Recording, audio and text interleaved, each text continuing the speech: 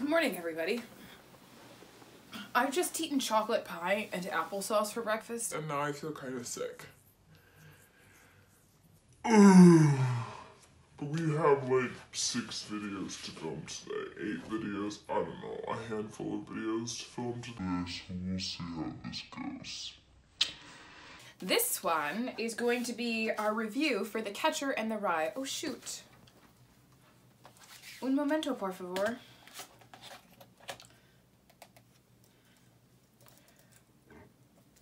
Oh, I shouldn't have done that. I should have just eaten the pie.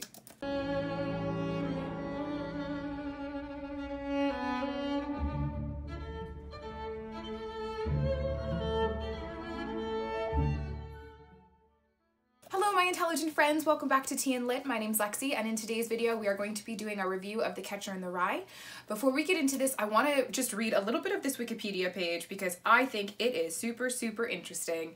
So the reason I picked up The Catcher in the Rye is because my dad had told me that there's this entire conspiracy around it saying that there's some sort of trigger word or activation of some of like the most iconic assassins in modern history, and a lot of them had this book in their bookshelves. So the idea is they read this book and then they were triggered to shoot people. So on the Wikipedia page, Mark David Chapman's shooting of John Lennon. It says that Chapman identified with the novel's narrator to the extent that he wanted to change his name to Holden Caulfield. John Hinckley Jr.'s assassination attempt on Ronald Reagan. Police found The Catcher in the Rye in his hotel room. And Robert John Bardot, who murdered Rebecca Schaeffer, was carrying the book when he visited Schaeffer's apartment in Hollywood on July 18th, 1989, and murdered her. So I wanted to see if I was a secret assassin and would be triggered to read this book. Just so you know, I finished it like, I guess a week ago. Today's Sunday. About a week ago, and I haven't killed anybody yet. So I will let you know if I have any urgings to shoot somebody famous, but nothing yet. A little bit of backstory on The Catcher in the Rye. It is written by J.D. Salinger, and I think it was published in 1945. I think that's kind of relevant if you're going to read this book, that it was published in 1945. I did do a vlog of this book, of me reading this book, because I thought that would be interesting. In the comments below, really quickly, if you guys liked it, actually, let's just play the vlog first. Roll vlog. Sneeze, sneeze.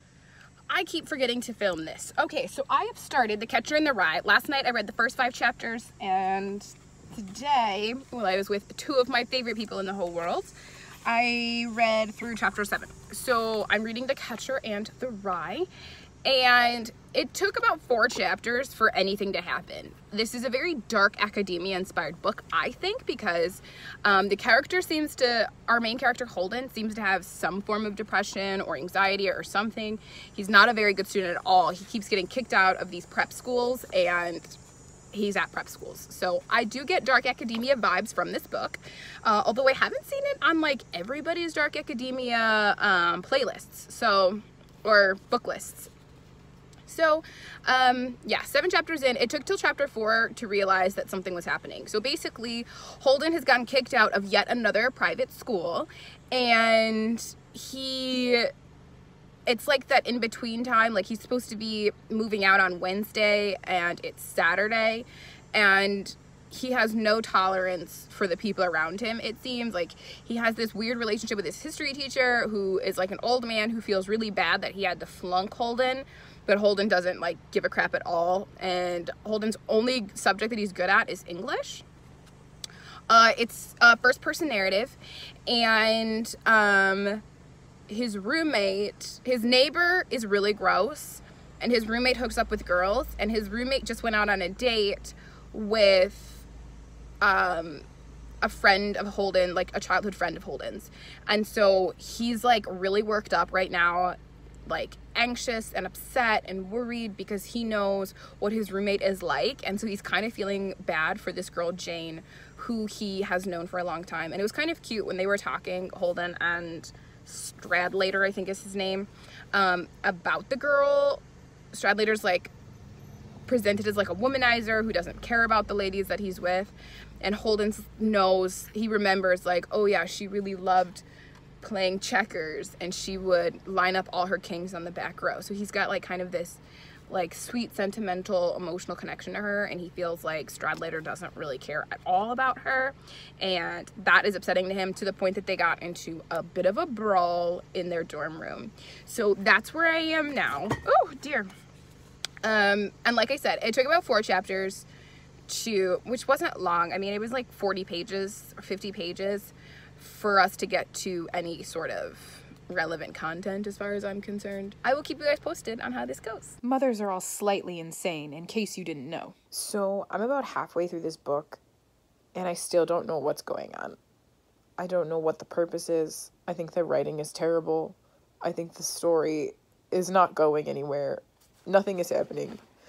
In my last clip, or in my recent clip, I was talking that we just were introduced to a female character that maybe is going to have more of a role.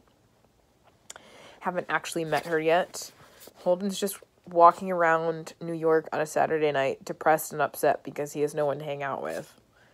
The writing is very odd, and I don't like it. I want to read a little bit to you. Let me find it here. Just to give you an idea of how this book sounds. What is this blue thing behind me? Oh, those are my pants. So he's in a room with a prostitute. He's a virgin in a janky hotel. He doesn't use the word janky. He uses the word crummy. And she's taken off her dress and asks him to hang it up for her. And that makes him depressed. So he says, I took her dress over to the closet and hung it up for her. It was funny. It made me feel sort of sad when I hung it up. I thought of her going in a store and buying it, and nobody in the store knowing she was a prostitute at all, and all. The salesman probably just thought she was a regular girl when she bought it. It made me feel sad as hell. I don't know why exactly. You feel how choppy that is and how, like, purposeless that paragraph is? Like, that's how the whole book is. And I don't really know. There's a lot of, like, repetition in here where he says, I'm kind of stupid. I really am. This guy's kind of annoying. He really is. And I just don't know what the purpose of this story is. We've been to, like, 8 different places. We've met several people. Nothing is happening in this book. There's been a couple of gem lines. This one was good. Talking about female bodies. He said in this one part that a woman's body is like a violin and all, and that it takes a terrific musician to play it right. So that was fine, but there's just like nothing happening in this story. And I can see why people want to become killers after this, because I mean, if you can get published and become like a great work of classic fiction, and this is the sort of content that you're producing, that's not a world I want to live in either. Catholics are always trying to find out if you're a Catholic. As a Catholic, I can say, yeah, we totally kind of are. I realized I think this video is about depression. I think this book is about depression. That's my guess. And I'm going to read a paragraph from it. Basically, he's just spent the past 4 minutes explaining that he's on his way to a museum, that he went to a lot as a child, and his sister could have been there, but she wasn't because it was a Sunday. He remembered that, but whatever. The author spent the past 4 pages describing what Holden is thinking about walking to this museum on a Sunday afternoon. And the last paragraph of the chapter says, then a funny thing happened. When I got to the museum, all of a sudden, I wouldn't have gone inside for $1 million. It just didn't appeal to me. And here I'd walked through the whole GD park and looked forward to it and all. If Phoebe'd been there, I probably would have, but she wasn't. So all I did in front of the museum was get a cab and go down to the Biltmore. I didn't feel much like going. I made that damn date with Sally, though. So I think he's just depressed, and I think that's the point of the book, is that it's about depression. It took me 136 pages to figure it out, but I think that's what it is. Did you ever get fed up? I said. I mean, did you ever get scared that everything was going to go lousy unless you did something? Do you think that's the line that causes people to become killers? Oh Okay, welcome back. In case you're wondering what today's tea is, it is again a green tea that my dad makes, but we've got it in one of our many Tinkerbell mugs, because Tinkerbell is my favorite Disney princess, and if you tell me she's not a princess, I will not talk to you. Probably not the best combo. Applesauce, chocolate pie, green tea. Clearly somebody doesn't care about their digestive system. Anyway, let's talk about The Catcher and the Rye. So, if you guys liked the vlog style, please in the comments below let me know and I'll do more of those. It was nice to do that because it kind of kept me abreast of what I was feeling about the book. Sometimes I'm really good about journaling, sometimes I'm not. I do annotate my books, but, you know, sometimes that helps, is the vlogging aspect of it. Or if I could get into journaling again, that would be really great. So let's talk about something. Should we start with our rating system? The quality of writing, I gave a 1. I really did not enjoy the quality of this writing. It was very, like, choppy, I felt like, and repetitive, and that really drove me a little bit crazy. The ease of reading is a 4. It's not a particularly complex book. Like, I don't know if I highlighted any vocabulary in this book. Maybe just a couple of words. The pacing, I gave a 1 because I have no idea. For the vast majority of the book, I had no idea what was going on, where we were going, what we were doing. If you noticed in the vlog, I said, oh, we've just been introduced to a romantic character. Perhaps that's something relevant. It's totally not. I mean, it comes up repeatedly, but like nothing ever comes of that. Next up is plot development. I'm giving a 1. Again, what is happening in this book? I don't know. The characters, I gave a 2. Maybe a 3. I gave him a 2, but maybe a 3. There's not a lot of characters, and the characters that are here are not, like, particularly well fleshed out. We get kind of an idea of what's up with Holden, our main character, and I feel like Phoebe is an important character, but all the other ones, like, they're there, but we don't know too much about them. We're not spending a whole lot of time with them, so I don't know. The atmosphere, I gave a 5. I really enjoyed reading how he was going through New York and all of the different bars he was going to. And so I gave the atmosphere a 5. I did really enjoy that. I really, really, really loved the 2 scenes when he's in Central Park and also when he's at the Natural History Museum. For enjoyability, I gave it a 1 because obviously I did not enjoy this read.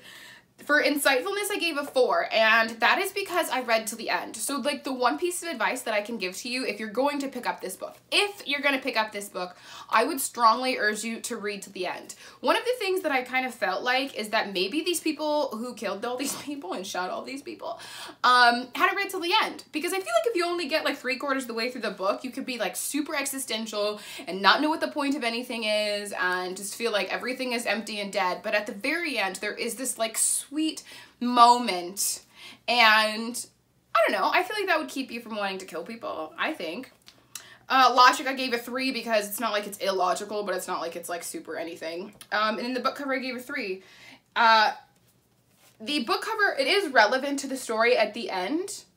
Both the title and the book, the title of the book and the cover of the book are only relevant if you've read until the end of the book. And so I think it's an interesting artistic creation. I don't know why I'm showing it to you. I could just put a picture up of the cover, so instead of seeing my shaky hand here. Anyway, so I gave it a total of about 2.5 stars. And I think that's fair. I don't think this is the best book ever written. Reading it, like, I read the Goodreads reviews afterwards, and it seems like it's very divided. People either love this book or they hate this book. I don't hate it. I just don't think there's a huge point to it. I don't see why it's on, like, the list of great works of classic literature that everyone should read. I don't think it has a message that's, like, that easily to figure out. So, yeah. That's my feeling on that. So, let's go to our summary. This book kicks off with our main character, Holden Caulfield, and he has just been kicked out of yet another prep school. He's 16 years old, and to start off with, he's at a football game and he's like not having a really good time, so he decides to leave. And one of his teachers, his history teacher, said, make sure you stop by and see me before you leave for winter vacation. And so he goes to see his teacher, who's his history teacher, who's like this old man who's like, listen, you've got to figure this stuff out, Holden. Like, I didn't want to fail you, but you got to get it together. And he's like, I just don't care. Holden does not care at all about school. And one of the reasons I think he doesn't care is that he sees like the fakeness and the hypocrisy that is involved in the prep school lifestyle. Like, you can understand how he feels. How like all of these people are super fake and they're not particularly deep. They're not intellectually stimulating. And so I definitely get strong dark academia vibes from this book because the first third of it takes place in, maybe quarter. The first bit of it takes place in a prep school, and I definitely think that the main character has some kind of depression. I guess dark academia does not translate to depression. Well, I mean, maybe it kind of does, because like the realization that everyone in the world is kind of stupid, like that's a very depressing thought.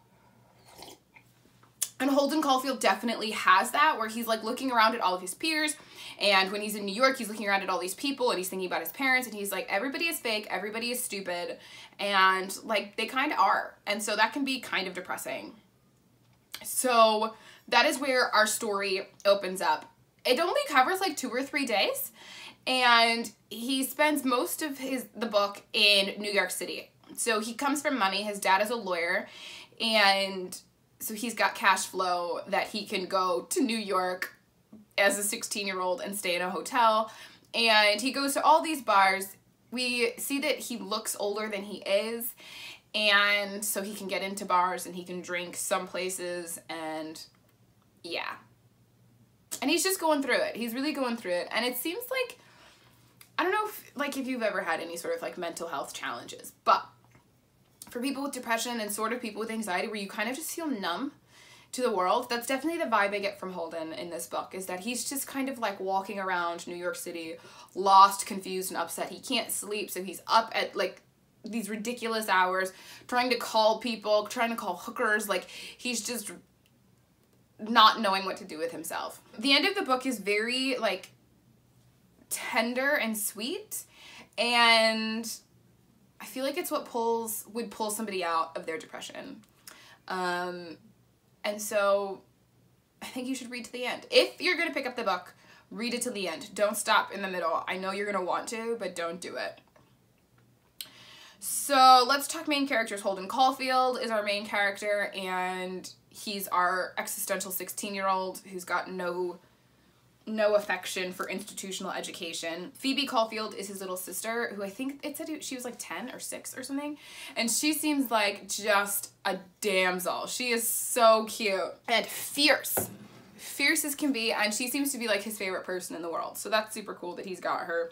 And I think that she does a lot to, you know, help keep his feet on the ground. He seems to really love his siblings. Not so much his oldest brother, who's a Hollywood writer now, but one of his siblings, Allie, and then his other sibling, Phoebe, are really important to him. Mr. Antoloni, I would like to know in the comments, if you've read The Catcher in the Rye, what did you think of this scene with Mr. Antoloni and Holden? And, cause like, I mean, I think it was weird, but I don't know if I would have freaked out so much. Maybe I would have. I don't know. If you've read the book, please let me know in the comments what you thought. Mr. Spencer is the old history teacher, and he seems so darling. His wife certainly seemed darling. Stradlater, I feel like everybody knows a Stradlater in their life, and he was awful. I don't know why you would date somebody like that. I say that I've probably dated somebody like that. Oh well. My favorite quote in the book was from Mr. Antoloni, and he said, "You're in love with knowledge," to Holden, because Holden like doesn't have the patience or the tolerance for like institutional education, but he does have like a thirst to know more. And so the conversation between Holden and Mr. Antoloni towards the end of the book was like the first moment where I was like, okay, this is actually a really good story. And it's because, you know, he's a teacher, but he's like a cool teacher, you know, like you have so many terrible teachers, but then you have like a couple really good ones that'll just speak truth to you. And he has this whole spiel about how like you're not the only person who has looked in the face of humanity and thought, wow, you're a bunch of idiots. and don't let the stupidity of humanity prevent you from acquiring your education. And I feel like that is like, if there was one thing you could say to people who embrace the dark academic lifestyle, it's that. It's like, don't let the teachers stop you from exploring. Don't let administrators stop you from exploring. Don't let a lack of good grades or finances stop you from acquiring your education.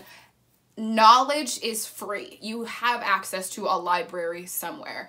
And so I really loved the conversation that before the incident between Holden and Mr. Antiloni. And yeah, I believe that we should all be in love with knowledge. I feel like that should be the tagline for dark academia. You are in love with knowledge.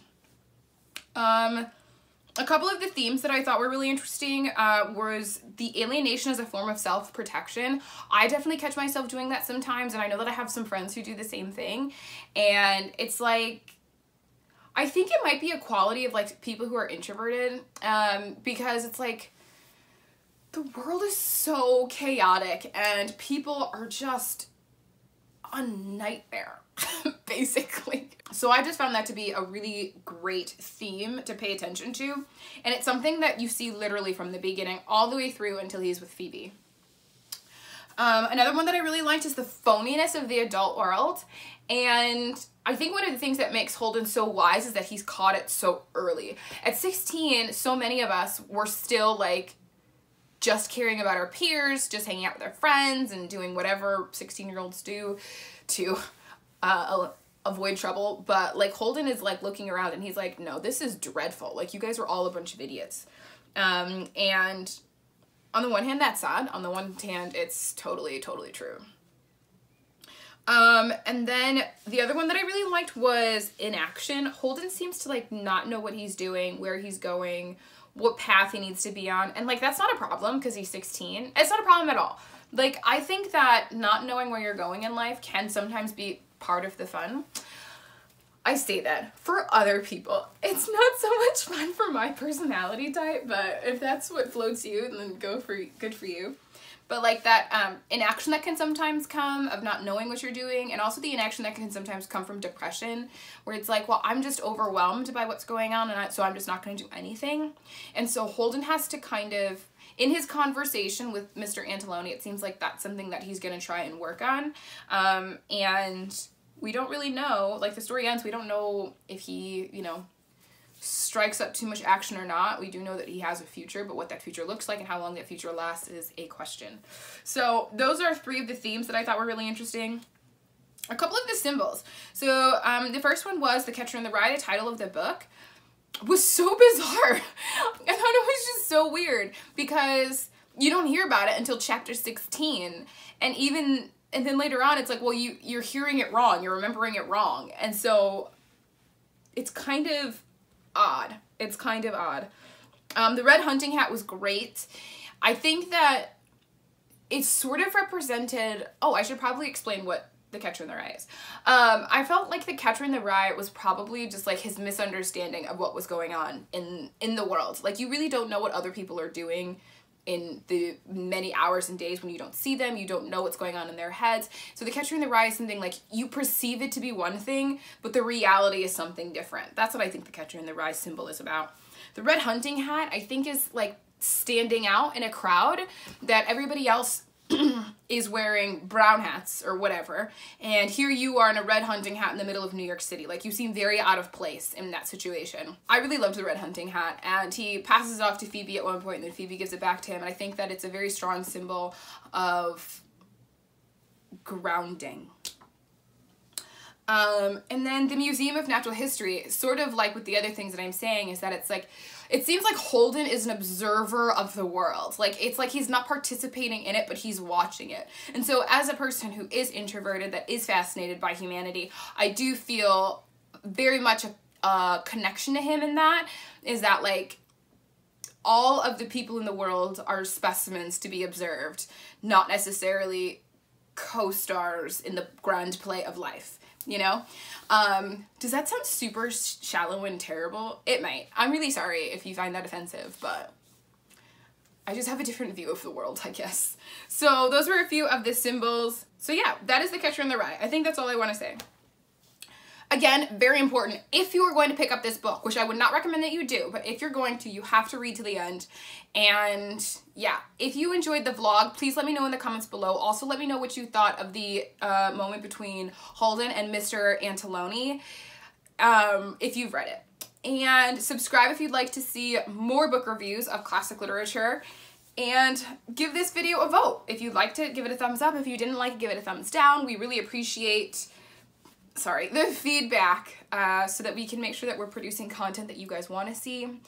And in the description box below, please do check it out. We've got t-shirts and mugs and all sorts of other things, so you guys can, you know, get your classic literature on, because who doesn't love that? Thank you guys so much for watching, and I'll catch you next time.